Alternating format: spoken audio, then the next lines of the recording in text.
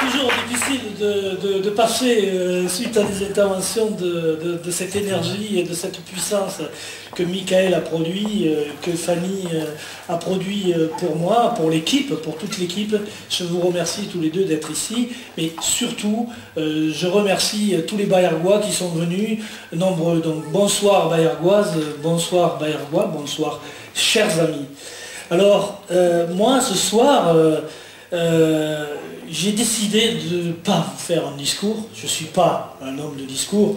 Michael l'a dit, Fanny l'a dit tout à l'heure, je suis un homme de dialogue.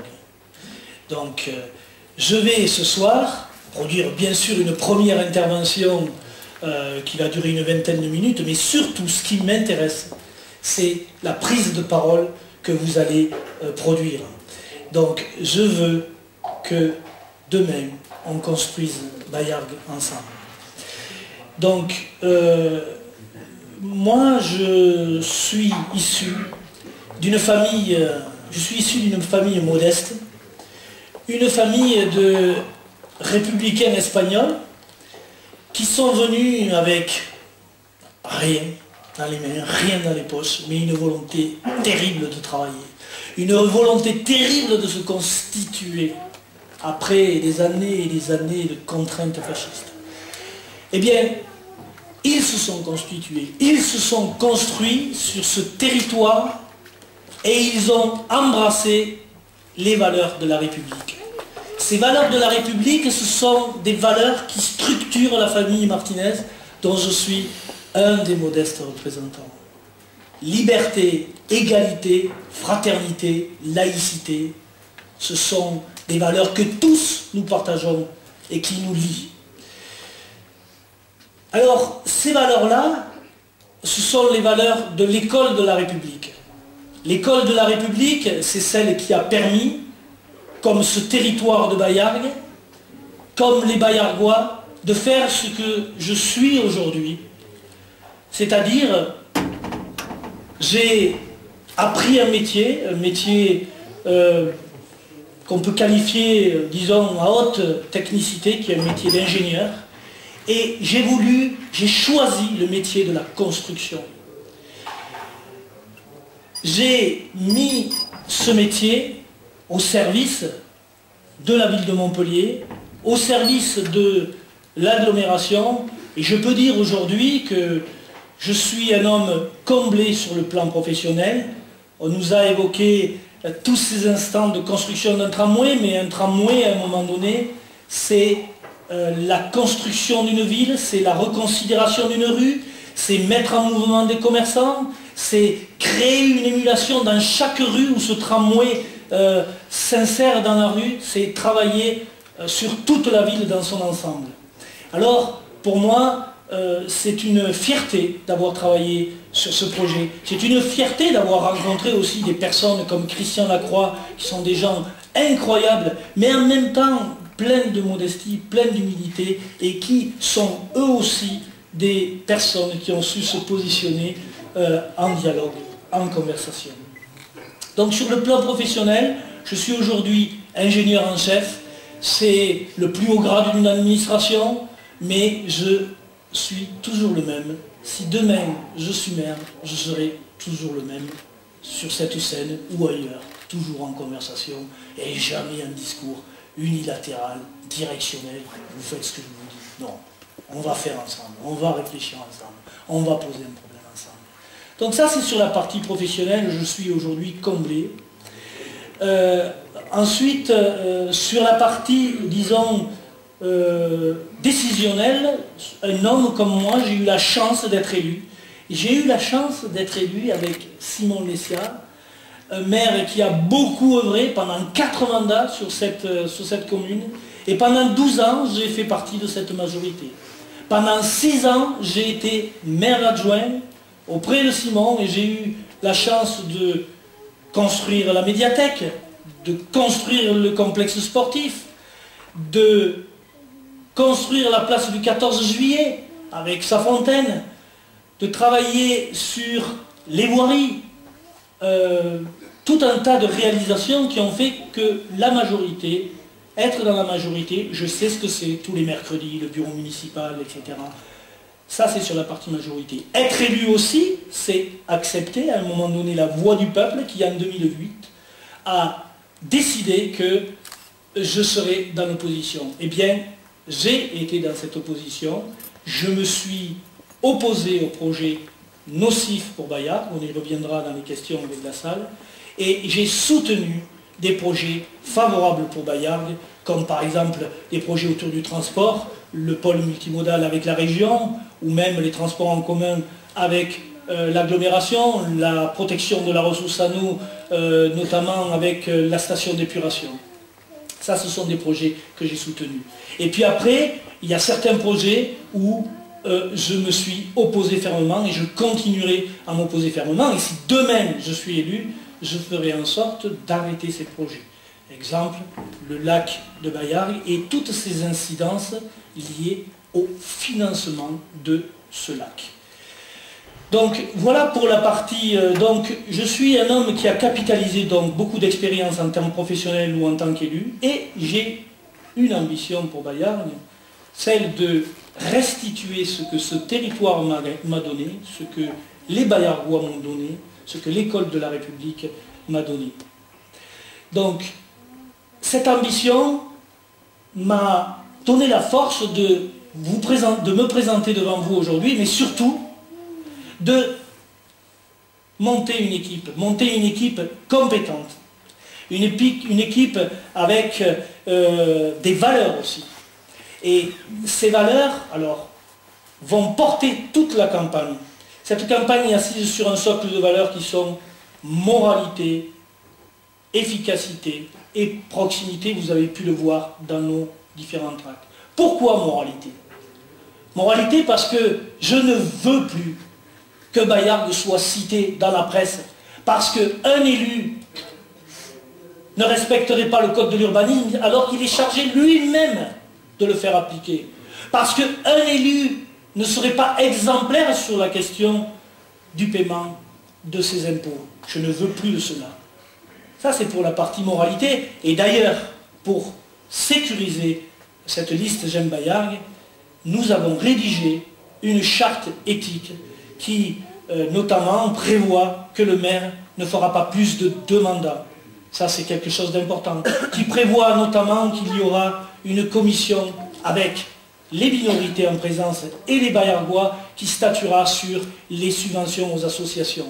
Et bien d'autres mesures qui permettront la transparence et la sécurisation de l'action publique. Ensuite, efficacité. Efficacité en temps de crise.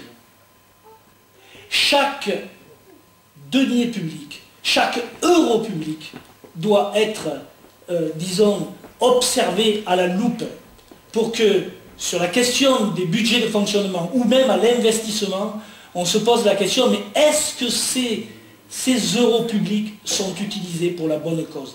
Est-ce que, par exemple, faire un lac à 12,5 millions, il sait utiliser ces euros pour la bonne cause? Question que je pose. Donc, voici un petit peu ce qui a porté ces 2 premières valeurs, et une valeur la plus importante, c'est celle de la proximité. Donc, j'ai voulu, avec mon équipe, une campagne de proximité, et nous avons produit un tract. Ce tract, le premier tract que nous avons produit, c'est « Citoyens de Bayard, prenez la parole ». Citoyens, on revient sur ces valeurs républicaines. De Bayard, parce que je veux que l'identité bayardoise soit au cœur de notre programme. Et prenez la parole. Prenez la parole, cela veut dire soyez acteurs.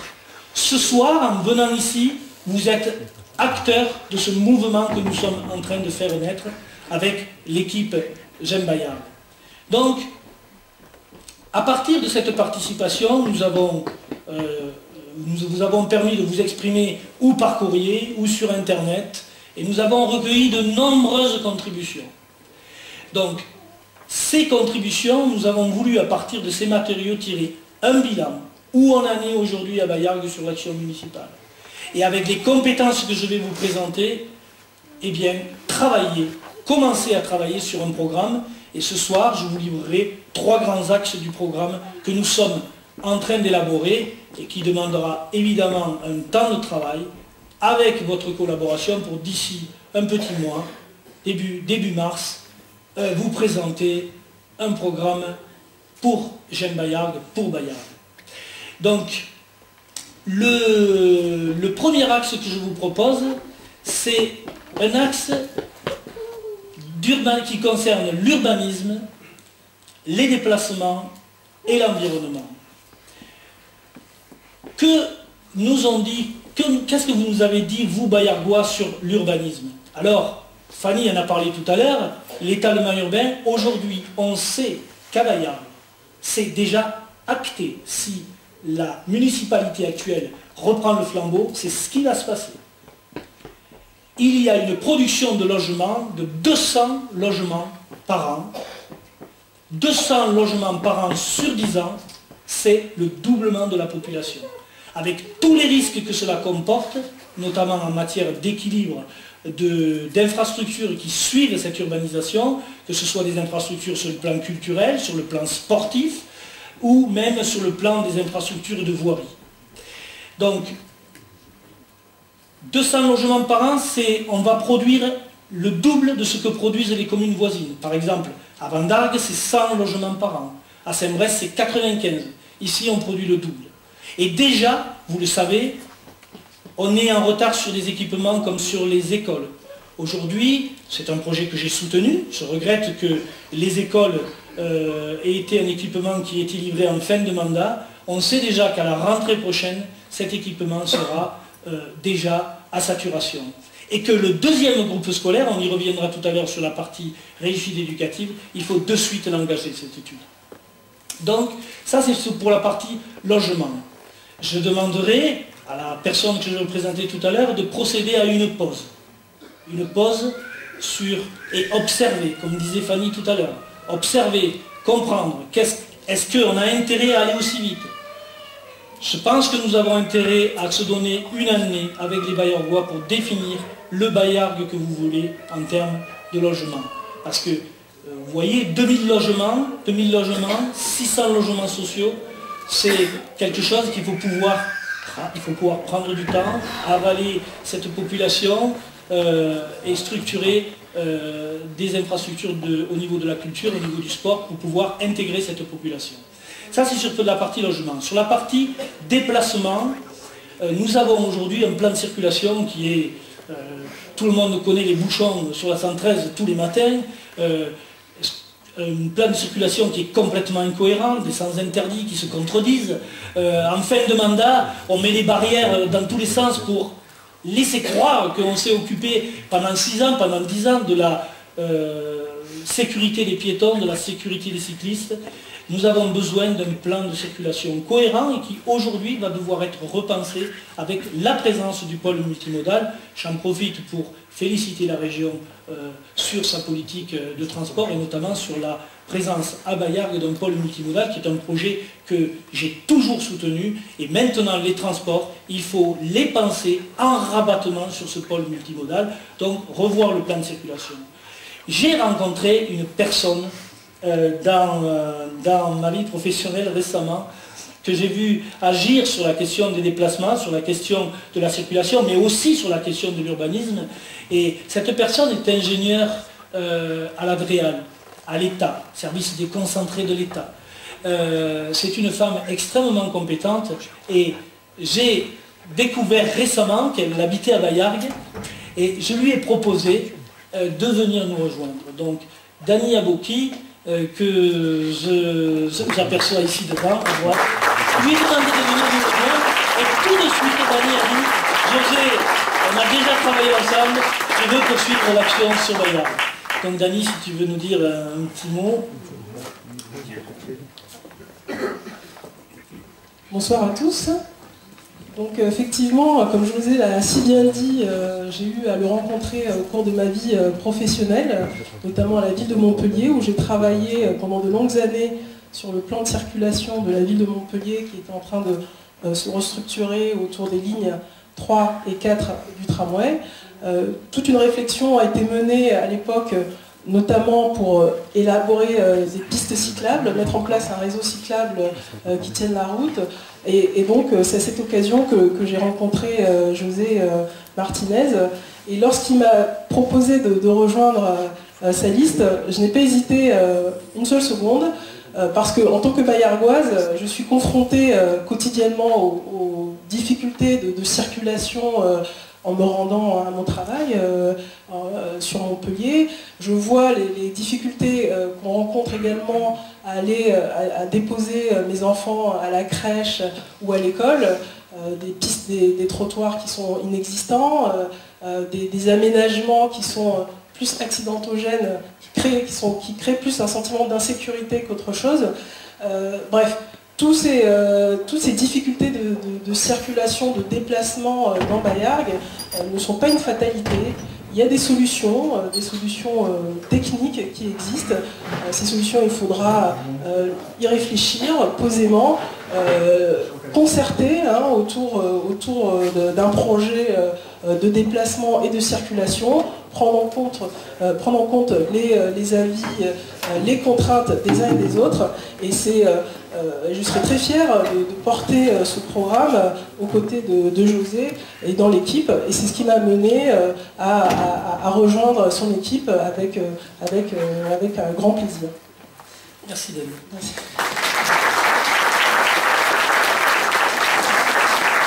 Donc, urbanisme, déplacement, mais aussi évidemment environnement.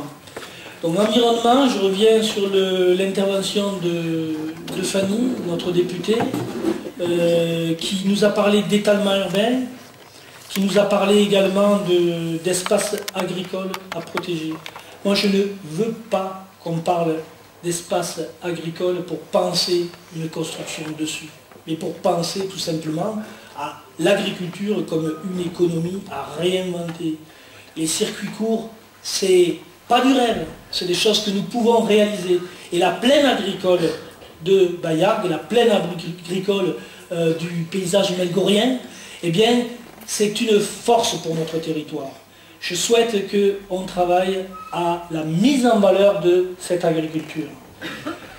Maintenant, si je me tourne vers le nord de Bayargues, on a un paysage de garrigues. Aujourd'hui, vous avez été nombreux à nous dire que la garrigue est mal entretenue, qu'il y a des déchets un petit peu partout, que les parcours santé qui figuraient à l'époque se sont dégradés au cours du temps.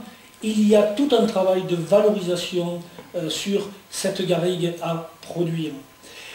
Troisième volet, c'est celui de l'hydraulique, du risque autour des inondations et un travail global sur le territoire, sur la préservation de la ressource en eau, sur le travail sur la qualité de la ressource en eau. Et là, j'ai rencontré dans cette campagne un homme incroyablement compétent qui a travaillé dans le monde entier sur ces questions hydrauliques, sur ces questions de l'environnement. Et ce problème, je l'ai posé à Jacques-Claude, qui va aussi nous rejoindre pour nous dire... alors, il a un mois de travail avec l'équipe J'aime Bayargues, et franchement, c'est une chance d'avoir une telle compétence pour Bayargues. Merci. Merci José, dus ma modestie en souffrir. Oui. Bon, c'est vrai que ma carrière est derrière moi, qu'elle fut longue et qu'elle a été consacrée à plus de 50% de mon temps à ces problèmes d'aménagement et de mobilisation des ressources en eau, et particulièrement dans des régions arides, c'est-à-dire en Afrique du Nord, en Afrique. Mais bon, avec également pas mal de missions sur 3 autres continents. Donc, quand José m'a parlé effectivement des problèmes et de la nécessaire analyse un petit peu techniciste de ces projets, je n'ai pas hésité, j'ai rejoint l'équipe et pour le moment, ce qui me mobilise, c'est effectivement ce projet de lac qui, à de nombreux points de vue, et particulièrement au point de vue environnemental, est une aberration. Mais bon, on pourra y revenir. Je ne vais pas développer ici parce que ça pourrait durer aussi plus d'une heure. Mais bon, si vous avez des questions, j'essaierai d'y répondre très rapidement. Mais du point de vue hydraulique, protection de la ressource en eau, et en particulier des nappes phréatiques, risque d'inondation, nuisances sanitaires, etc., etc., les incohérences de ce projet sont énormes et évidemment son aspect économique est aussi une autre aberration puisque la simple protection contre les inondations ne requiert pas des travaux aussi gigantesques. En résumé, l'absorption, la rétention d'une crue centenale nécessite de disposer d'un réservoir de 150 000 m3. Or, le projet actuel va manipuler, excaver à peu près 400 000 m3 de terre. Donc là, il y a un gisement d'économie important.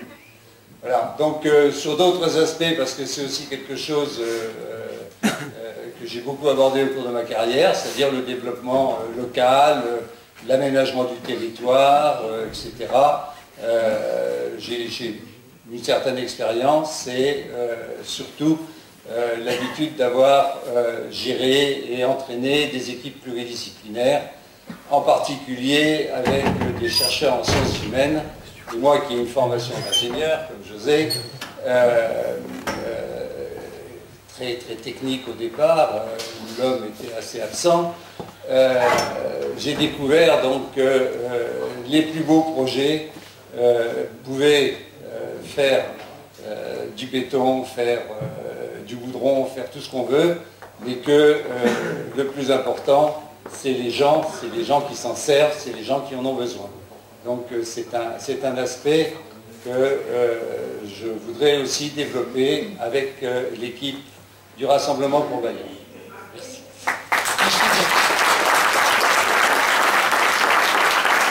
Donc un deuxième axe qui a rapidement fait l'objet d'une analyse de l'équipe Eugène Bayargues en observant vos contributions. Il s'agit de la réussite éducative, d'une politique autour du sport, autour de la culture. La réussite éducative, étant donné ma trajectoire personnelle, vous comprendrez que je suis très sensible à cela. J'ai demandé à une femme qui est assez présente sur l'école à Bayargues, une femme aussi qui a une compétence importante en matière de pilotage de projet, une architecte qui a travaillé au CAUE, Conseil en architecture, urbanisme et en environnement.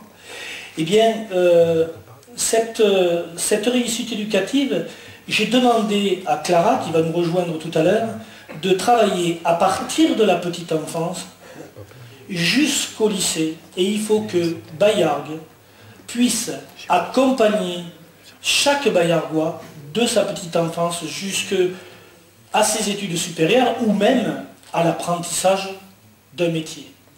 Et je veux qu'on fasse de Bayargues ce creuset éducatif que moi j'ai bénéficié de ce creuset éducatif. Donc un territoire, des Bayargois, une école clairement dimensionnée. Donc, Clara, si tu veux bien nous dire aussi quelques mots sur la réussite éducative. Et même chose. Bonsoir.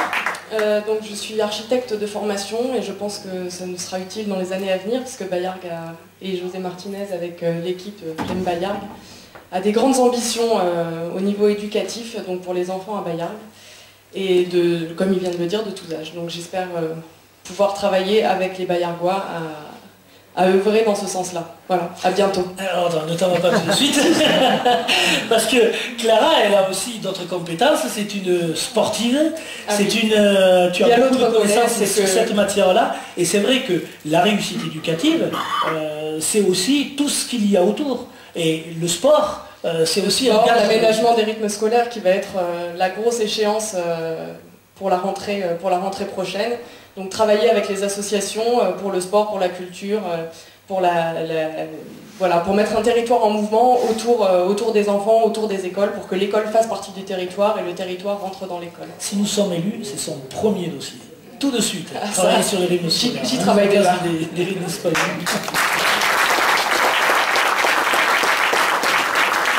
Merci Clara. Donc je disais également une politique culturelle. Donc vous nous avez dit, vous avez été nombreux à vous exprimer sur ce sujet. Beaucoup ont relaté l'arrogance aujourd'hui, je le dis, de la municipalité actuelle qui n'a pas su garder un joyau qui est celui de la chorale. La chorale qui sentait, mais bien au-delà de Bayargues, qui rayonnait bien au-delà de Bayargues, et c'était une fierté pour Bayargues. Eh bien, cette chorale, malheureusement, est partie de Bayargues. Et je peux vous dire que si nous sommes élus, la chorale reviendra chanter à Bayargues, et bien au-delà. Mais elle reviendra sur sa terre nourricière, cette chorale. J'ai...